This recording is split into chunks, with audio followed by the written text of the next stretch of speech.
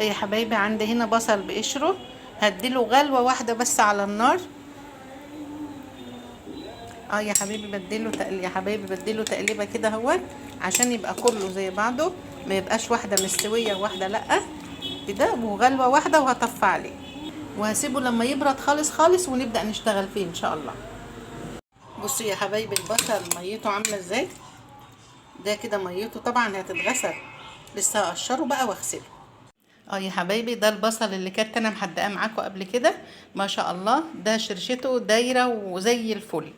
هنا البصل اللي انا لسه عاملاه دلوقتي هنضيفه كله بقى على بعضه، هحط ده في قاع البرطمان، وارجع احط عليه ده تاني، لان هو هيبقى شرشه دايره عشان انا عايزاه يخلص معايا على طول ان شاء الله.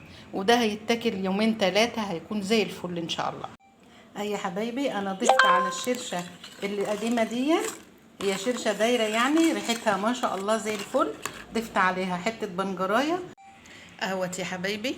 البصل بتاعنا اهوت، من بصلنا من شرشتنا اللي دايره حطينا عليها وزودنا عليها حاجات بسيطه، ملح ومعلقه ملح ومعلقه سكر، وهنا وشويه بنجر وواحده فلفلايه. وفضلا وليس امرا المتابعه وتعليقاتكم الحلوه ولايكاتكم الحلوه. والسلام عليكم ورحمه الله وبركاته بقى.